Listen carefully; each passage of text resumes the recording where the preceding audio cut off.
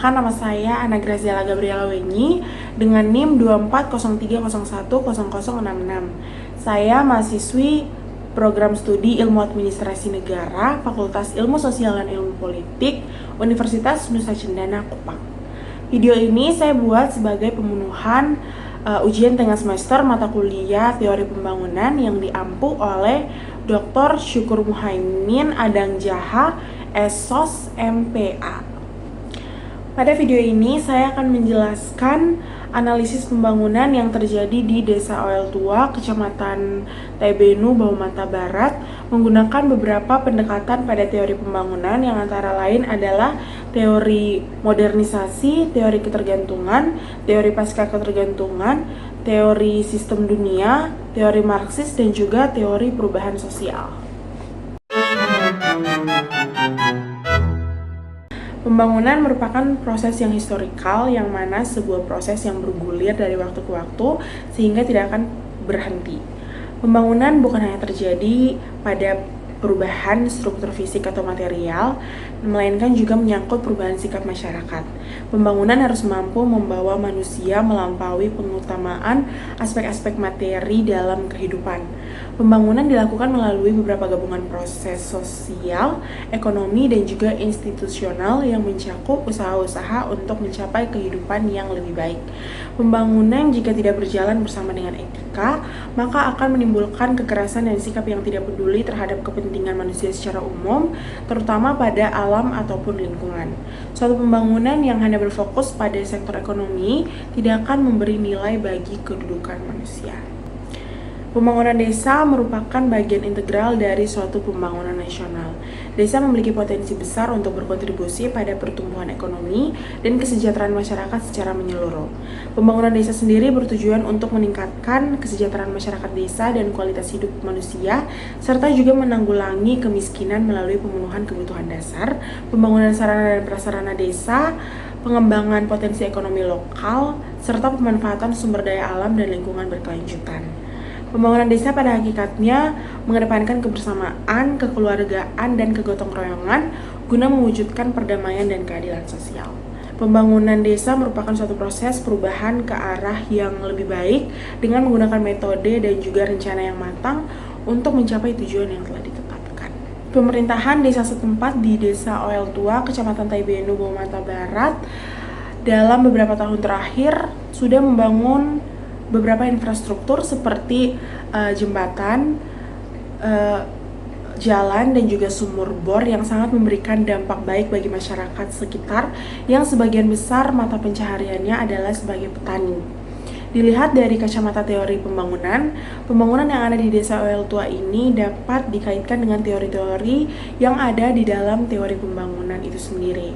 Maka di dalam video ini akan memberikan gambaran tentang bagaimana pembangunan yang terjadi di Desa Oel Tua dan juga bagaimana kaitan pembangunan di desa tersebut dengan teori-teori pembangunan yang ada.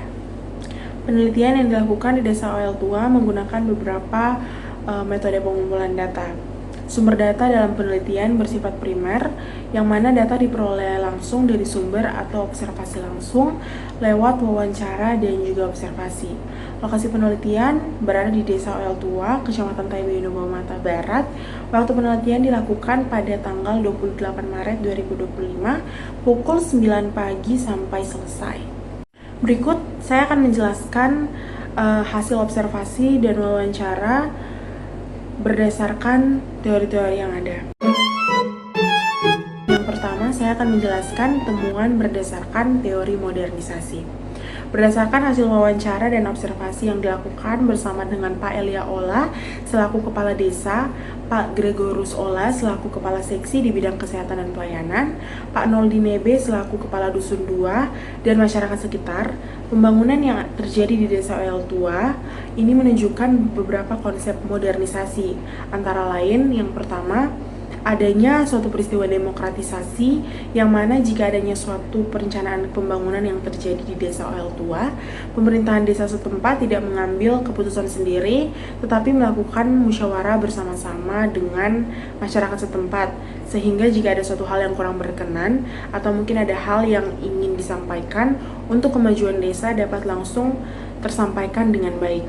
Yang kedua, adanya suatu perubahan infrastruktur yang menjadi salah satu indikator penting dalam teori modernisasi ini, yang mana akses transportasi yang buruk di desa tersebut sehingga pemerintahan desa setempat mengambil keputusan bersama balik lagi menggunakan konsep demokratisasi untuk melakukan pembangunan berupa pengerasan jalan yang berfungsi untuk meratakan jalan-jalan yang rusak sehingga dapat memudahkan masyarakat desa dalam bertransportasi.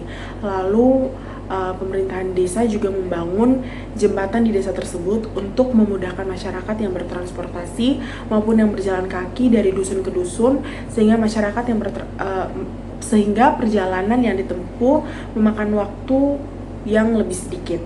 Juga pemerintahan desa membangun sumur bor yang sangat amat membantu masyarakat desa yang mayoritas pekerjaannya adalah petani. Yang ketiga, peningkatan di sektor kesehatan, di mana pemerintahan desa mengadakan kegiatan posyandu, yang mana dengan adanya kegiatan ini dapat membantu pertumbuhan anak-anak di desa tersebut menjadi lebih sehat. Juga adanya layanan kesehatan berupa puskesmas, sehingga jika masyarakat sakit tidak perlu jauh-jauh ke rumah sakit, tetapi bisa terlebih dahulu dilakukan pengecekan di puskesmas. Juga dari pihak puskesmas sendiri sudah menyediakan kendaraan khusus berupa ambulans sehingga jika ada keadaan yang darurat maka langsung dengan cepat dapat dirujuk ke rumah sakit dan dapat ditangani oleh pihak yang berlanjut. Yang keempat adalah urbanisasi dan industrialisasi yang terbatas. Meskipun dengan berbagai hal yang sudah ada di desa ini, yang kurang lebih dapat membantu masyarakat setempat, tapi masyarakat di desa OL Tua ini masih bergantung pada sektor pertanian, yang mana ini dapat membuktikan bahwa modernisasi dalam bentuk industrialisasi di desa ini masih belum dapat berkembang dengan baik, sehingga tidak jarang ada masyarakat yang berpindah dari desa ke kota untuk mencari pekerjaan yang menurut mereka lebih baik. Selanjutnya saya akan menjelaskan tentang temuan berdasarkan teori ketergantungan. Berdasarkan hasil wawancara dan observasi di desa OL Tua, masyarakat masih bergantung pada bantuan dari desa terkait dengan pembangunan infrastruktur. Dapat dilihat dari proses pembangunan yang terjadi, sumber daya dan kebijakan masih berasal dari pemerintahan pusat. Meskipun tidak jarang masyarakat juga turut serta dalam proses pembangunan tersebut. Juga masih banyak masyarakat yang bergantung pada bantuan dari desa, entah itu bantuan sosial atau bansos, ataupun BLTDD atau bantuan langsung tunai dari desa. Selanjutnya adalah temuan berdasarkan teori pasca ketergantungan. Berdasarkan hasil wawancara dan observasi yang dilakukan di desa OL Tua, meskipun dengan bantuan-bantuan yang ada, dan meskipun masih banyak masyarakat yang bergantung dengan pemerintahan di desa setempat, tapi ada pula masyarakat yang tidak ingin manja dan mau berusaha untuk tidak begitu bergantung dengan bantuan-bantuan yang ada, namun dengan melakukan pengembangan terhadap potensi yang dimiliki. Sebagai contoh, mayoritas masyarakat di sana bermata pencarian sebagai seorang petani. Jadi dengan hasil yang mereka miliki dari kebun mereka, dapat mereka konsumsikan secara pribadi dan juga dapat diperjualbelikan di pasar untuk meningkatkan perekonomian mereka sendiri. Selanjutnya adalah temuan berdasarkan teori sistem dunia. Berdasarkan hasil wawancara dan observasi yang dilakukan, dapat dikatakan bahwa masyarakat di desa ini masih sangat bergantung pada bantuan maupun dana dari desa, baik dalam bidang infrastruktur seperti pengerasan jalan, pembangunan sumur bor, dan juga pembangunan jembatan, maupun bantuan-bantuan sosial lainnya. Ada beberapa karakteristik yang ditemukan dan kurang lebih berkaitan dengan teori sistem dunia ini. Antara lain, yang pertama adalah ketergantungan sumber daya lokal pada bidang ekonomi. Mayoritas masyarakat bermata pencarian sebagai seorang petani, dan sistem kerja di bidang ini khususnya ketika penanaman pasti bergantung pada musim atau cuaca. Namun belum ada investasi dari pihak luar yang mendukung adanya suatu industrialisasi sehingga masyarakat masih cukup bergantung dengan ekonomi pada sumber daya lokal. Yang kedua adalah partisipasi masyarakat dalam proses pembangunan. Dalam suatu pembangunan pasti ada yang namanya perencanaan pembangunan. Di situ pemerintahan desa setempat tidak mengambil suatu keputusan sendiri untuk pembangunan yang akan dilaksanakan, tetapi pemerintahan desa setempat melakukan diskusi atau musyawarah bersama dengan masyarakat desa untuk pembangunan yang akan dilakukan, sehingga adanya suatu persetujuan dari kedua belah pihak antara pemerintahan desa dan juga masyarakat desa. Lalu tak jarang juga masyarakat sering turut andil dalam pembangunan infrastruktur yang terjadi, seperti pengerasan jalan, pembangunan sumur bor, dan juga pembangunan jembatan. Mereka bergotong royong bersama sehingga pembangunan yang terjadi tidak begitu memakan waktu yang lama. Yang ketiga adalah hambatan dalam proses pembangunan. Sejauh yang sudah dilihat, tidak ada suatu hambatan yang terjadi dalam suatu proses pembangunan. Karena dari saat proses perencanaan pembangunan, sudah ada diskusi atau musyawarah antara pemerintahan desa dan juga masyarakat desa, sehingga proses pembangunan berjalan dengan baik dan hasil yang dilihat, hasil yang terasa dapat memuaskan bagi kedua belah pihak. Selanjutnya adalah temuan berdasarkan teori Marxis. Berdasarkan hasil wawancara dan observasi yang dilakukan di Desa Oel Tua yang terkait dengan teori Marxis yang fokus pembahasannya pada pembagian kelas antara kaum borjuis dan kaum proletar dan juga perjuangan sosial, dapat dilihat jika tidak ada suatu ketimpangan sosial antara yang kaya dan yang miskin di desa tersebut. Memang jika dilihat dari pembagian bantuan sosial, belum semuanya terbagi secara merata karena memang adanya kelalaian dalam pendataan yang dilakukan oleh pemerintahan desa. Masih ada masyarakat yang belum terdata dalam pembagian bantuan sosial, namun pemerintahan desa setempat juga masih berusaha untuk mendata secara menyeluruh seluruh masyarakat yang ada di desa tersebut. Namun dengan sangat jelas yang saya sendiri juga sudah melihat bahwa tidak adanya terjadi suatu ketimpangan sosial. Malahan empati yang ada di desa tersebut itu sangat besar, di mana ketika ada suatu kelompok masyarakat yang mengalami kesusahan, kelompok masyarakat yang lain datang untuk membantu masyarakat tersebut. Selanjutnya adalah temuan berdasarkan teori perubahan sosial. Berdasarkan hasil wawancara dan observasi, dampak dan reaksi masyarakat pada pembangunan yang dilakukan di Desa Oel Tua adalah masyarakat sangat merasa puas dan merasa terbantu dengan pembangunan infrastruktur yang ada di desa tersebut. Sebagai contohnya, pengerasan jalan dan pembangunan jembatan. Masyarakat sangat terbantu dengan adanya pembangunan ini karena sangat mempermudah akses transportasi mereka, baik yang menggunakan jalan tersebut untuk pergi bekerja, ke kebun, bekerja ke sekolah, atau kemana saja, sangat mempercepat perjalanan mereka. Lalu pembangunan infrastruktur berupa sumur bor dengan masyarakat yang mayoritas pekerjaannya adalah seorang petani. Mereka sangat terbantu karena dengan adanya sumur bor tersebut mereka mendapatkan suplai air yang bersih, baik untuk kehidupan sehari-hari maupun untuk keperluan kebun, sehingga hasil kebun yang mereka miliki bertumbuh subur dan hasilnya dapat diperjualbelikan di pasar sehingga dapat membantu perekonomian mereka sendiri. Selanjutnya saya masuk ke dalam pembahasan, yaitu analisis berdasarkan teori-teori yang ada. Yang pertama adalah analisis berdasarkan teori modernisasi. Yang pertama, dalam pembangunan desa tercermin adanya suatu proses demokratisasi, yaitu keterlibatan masyarakat sekitar dalam perencanaan pembangunan melalui musyawarah. Ini sesuai dengan aspek yang dijelaskan oleh Weber dalam teori modernisasi, yang mana demokratisasi mencakup partisipasi aktif, kompetisi ide, dan kebebasan berpendapat.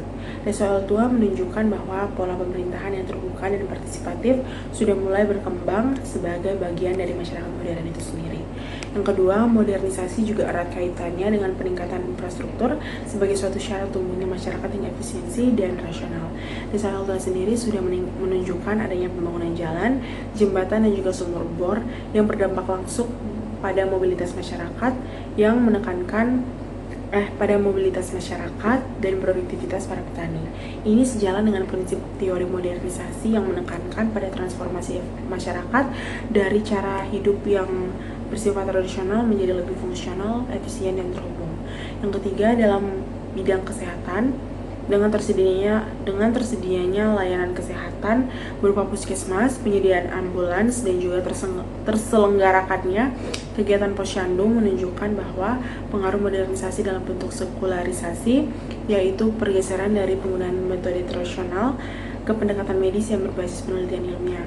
Ini dapat dikatakan sesuai dengan pandangan Weber bahwa modernisasi ditandai dengan pengurangan ketergantungan terhadap hal-hal yang supranatural dan peningkatan kepercayaan terhadap ilmu pengetahuan. Yang ketiga adalah yang keempat adalah salah satu pilar dalam teori modernisasi adalah industrialisasi dan urbanisasi. Dalam konteks yang terjadi di Desa Well Tua, masyarakat masih banyak yang bergantung pada sektor pertanian yang menunjukkan bahwa transformasi menuju masyarakat industri belum tercapai sepenuhnya. Bahkan ada suatu arus urbanisasi, yaitu perpindahan masyarakat dari desa ke kota untuk mencari pekerjaan. Hal tersebut memperlihatkan bahwa desa ini masih berada pada tahap awal modernisasi ekonomi. Ini memperkuat pandangan teori modernisasi bahwa negara berkembang bergerak secara linear dari masyarakat agraris menuju ke masyarakat industri. Tapi dengan adanya keterbatasan dalam sektor industri lokal, membuat adanya suatu hambatan yang bersifat internal. Hal ini sesuai dengan ciri khas teori ini yang menekankan pada pentingnya transformasi dari dalam atau internal faktor seperti pendidikan, nilai budaya, dan kesiapan kelembagaan. Yang kelima adalah modernisasi juga mencakup perubahan pola pikir masyarakat. Keterlibatan masyarakat dalam musyawarah, penerimaan terhadap teknologi kesehatan, dan partisipasi dalam pembangunan menunjukkan bahwa masyarakat mulai berpikir lebih terbuka, rasional, dan kritis. Perubahan nilai-nilai sosial seperti ini yang menjadi bagian dari non-material faktor yang dijelaskan oleh Ingles dan Smith sebagai kunci dalam terciptanya manusia modern. Yang keenam adalah penerapan prinsip-prinsip seperti efisiensi, rasional, dan partisipasi dalam konteks desa Well Tua juga mencerminkan karakter ahistoris dalam teori modernisasi. Terlepas dari perbedaan budaya dan sejarah lokal, nilai-nilai modern dianggap dapat diterapkan secara universal. Proses pembangunan yang dilakukan di desa tersebut menunjukkan kepercayaan terhadap nilai-nilai universal seperti pembangunan infrastruktur dan pelayanan kesehatan sebagai indikator kemajuan. Selanjutnya adalah analisis berdasarkan teori ketergantungan. Yang pertama, masyarakat di Desa Well Tua masih sangat bergantung pada bantuan pembangunan infrastruktur dari pemerintahan pusat dan juga bantuan sosial dan bantuan langsung tunai dana desa. Kondisi ini sesuai dengan logika independensi klasik yang dikemukakan oleh Andre Gunder Frank bahwa negara berkembang tidak mengalami perkembangan mandiri, melainkan hanya sebagai bagian dari rantai ekonomi global yang dikendalikan oleh pusat. Masyarakat di desa setempat tidak memiliki kontrol penuh terhadap pembangunan baik dari segi sumber daya, kebijakan maupun keputusan strategis. Dalam hal ini, desa hanya sebagai penerima pasif bantuan tanpa keberdayaan untuk menciptakan pembangunan yang mandiri dan berkelanjutan. Yang kedua adalah Frank menekankan bahwa keterbelakangan justru dihasilkan dari hubungan negara berkembang dengan negara maju yang tidak setara, termaksud melalui kerjasama antara elit lokal dan kekuatan eksternal. Di desa tersebut bisa dikatakan bahwa pemerintah desa dan masyarakat masih bergantung pada struktur alokasi anggaran dari pusat, bukan hasil ekonomi lokal, dan juga proyek pembangunan umum didesain dari atas ke bawah atau top to down dengan adanya keterlibatan masyarakat yang masih bersifat formal dan simbolik. Ini memperlihatkan bagaimana elit lokal di negara berkembang cenderung menjadi perantara baik nasional maupun internasional. Yang ketiga, menurut teori dependensi klasik, apabila terjadi krisis di pusat, maka negara berkembang akan mengalami dampak langsung. Ketergantungan terhadap bantuan pusat di Desa Well Tua membuat desa ini rentan terhadap pemangkasan anggaran jika pemerintahan pusat mengalami krisis finansial, penghentian program bantuan jika adanya perubahan dalam kebijakan, ketidakstabilan ekonomi masyarakat jika BLTDD dihentikan, dan lain sebagainya. Ini menunjukkan bahwa pembangunan desa tidak didasarkan pada fondasi ekonomi lokal yang kuat, melainkan pada mekanisme subsidi yang tidak berkelanjutan. Yang keempat adalah Ferdinand Henrique Cardoso melalui teori Associated Dependent Development mengakui bahwa meskipun dengan adanya ketergantungan, masih ada ruang untuk pembangunan selama elit lokal mampu mengasosiasikan kepentingan secara cerdas. Di Desa Well Tua dapat dilihat dari upaya pemerintahan desa untuk melibatkan masyarakat dalam pembangunan dan adanya pemberdayaan sektor pertanian meskipun belum optimal. Ini artinya meskipun dalam kerangka ketergantungan pada dana pusat, masih ada peluang untuk melakukan pembangunan lokal yang lebih partisipatif dan bertahap. Selanjutnya adalah analisis berdasarkan teori pasca ketergantungan. Yang pertama, berdasarkan teori liberal. Dalam teori liberal, ketergantungan bukan satu-satunya faktor penghambat pembangunan. Yang dianggap lebih esensial adalah model, investasi, dan kemampuan teknis dalam mengelola sumber daya.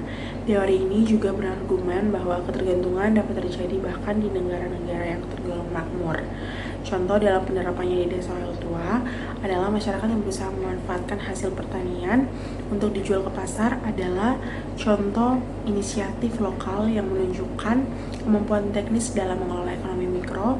Mereka tidak terjebak sepenuhnya dalam ketergantungan, melainkan mencoba menggunakan potensi lokal seperti tanah, hasil tani, tenaga kerja sebagai modal produktif.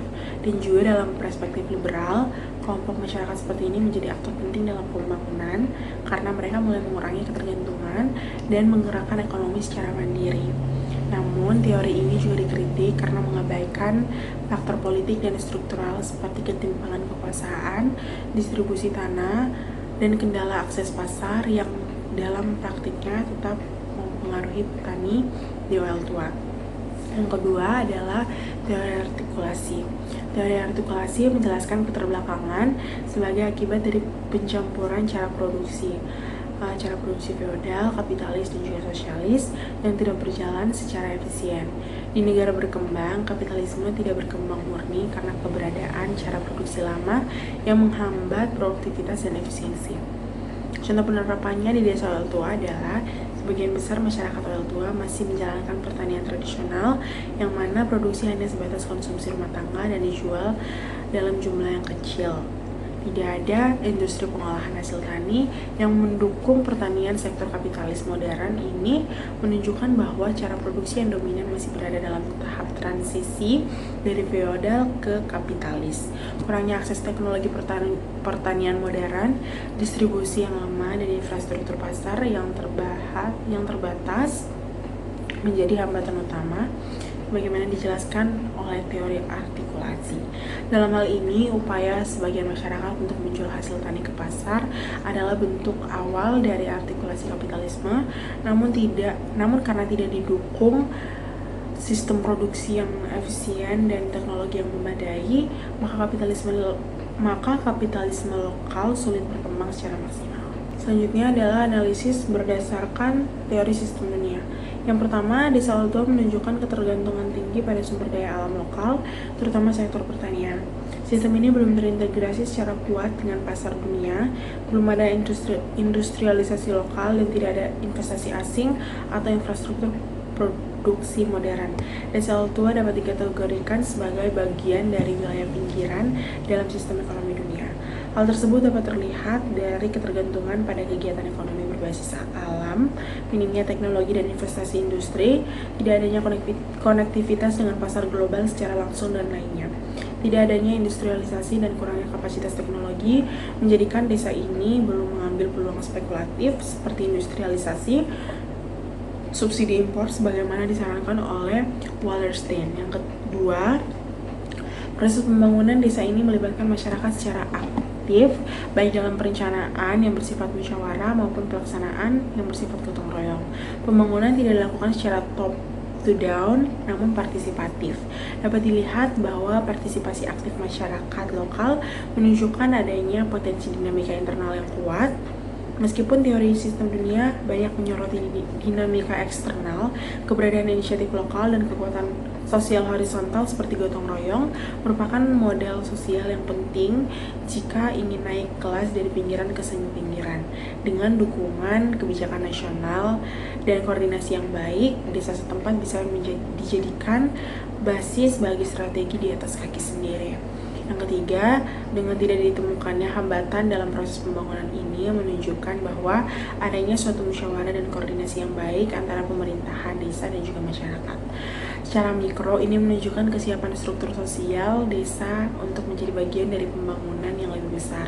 Namun, keberhasilan lokal ini belum cukup untuk menggeser posos dalam sistem dunia jika dipotong oleh strategi makro seperti investasi dalam teknologi, pengembangan industri, peningkatan konektivitas dengan pasar nasional atau global, peran negara dalam menghubungkan potensi lokal dengan struktur ekonomi yang lebih luas. Selanjutnya adalah analisis berdasarkan teori Marxis. Yang pertama, pembagian kelas sosial secara tajam antara borjuis dan proletar tidak terlalu relevan karena belum terbentuknya struktur ekonomi kapitalistik yang kompleks di desa setempat. Tidak adanya penguasaan alat produksi oleh segelintir elit, serta tidak adanya kelas pekerja yang sepenuhnya bergantung pada upah dari pemilik modal, membuat konflik kelas dalam pengertian Marxis klasik tidak muncul secara signifikan. Struktur ekonomi desa masih bersifat komunal dan kolektif yang lebih dekat dengan model prakapitalistik atau bahkan nilai-nilai sosialisme lokal seperti gotong royong dan empati sosial. Yang kedua, masalah distribusi bantuan sosial di desa bukan kesengajaan atau manipulasi elit ekonomi, melainkan kelalaian administratif atau pendataan yang belum menyeluruh. Dalam kerangka Marx, distribusi bantuan yang tidak merata bisa menjadi gejala ketimpangan struktural jika dilakukan secara sistematik untuk mempertahankan kekuasaan elit di atas rakyat. Namun di desa tua, masalah ini tampak lebih bersifat teknis dan administratif, bukan akibat dari struktur kelas yang menindas. Artinya tidak ada eksploitasi atau pemiskinan sistematis seperti yang digambarkan dalam konteks kapitalisme industri. Yang ketiga adalah tingginya empati masyarakat dan semangat gotong royong di desa tua menunjukkan adanya nilai-nilai kolektif yang menolak dominasi individualisme dan profit yang merupakan ciri khas kapitalisme. Ini merupakan bentuk demokrasi ekonomi lokal di mana masyarakat menjalankan ekonomi berdasarkan kebutuhan bersama, bukan demi keuntungan pribadi. Sebuah gagasan inti dari alternatif sosialisme menurut Marx. Kondisi ini mencerminkan potensi embrio sosialisme komunitarian di masyarakat desa yang menolak eksploitasi dan lebih mengutamakan kebersamaan yang ada. Dan yang terakhir adalah analisis berdasarkan teori perubahan sosial. Yang pertama, teori klasik. Teori klasik yang pertama menurut Auguste Comte, di desa tua perubahan ini menunjukkan evolusi pemikiran masyarakat dari tahap yang bergantung pada alam ke arah yang lebih rasional dan ilmiah, ditunjukkan dengan penerimaan masyarakat terhadap teknologi seperti sumur bor dan infrastruktur lainnya. Ini adalah indikasi bahwa masyarakat mengalami transformasi intelektual di mana mereka menyadari pentingnya pembangunan fisik untuk meningkatkan kualitas hidup.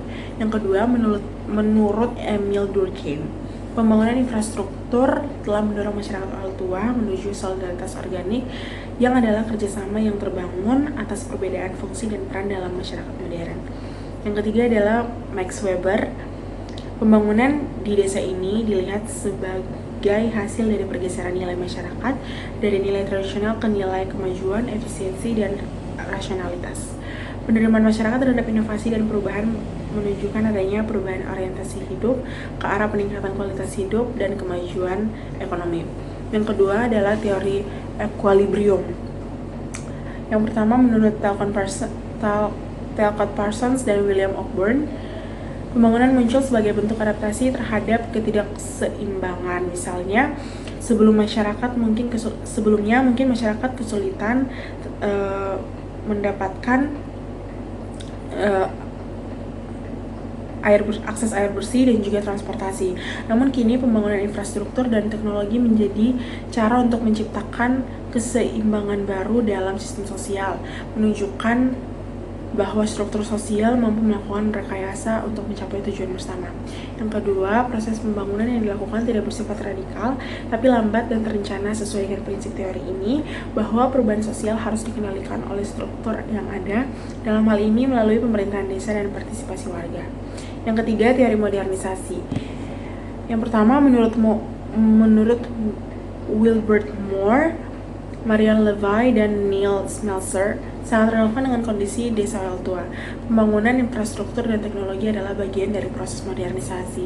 Perubahan ini menunjukkan adanya transformasi struktural dan kelembagaan seperti meningkatkan fungsi pemerintahan desa, partisipasi masyarakat, dan efisiensi kerja petani.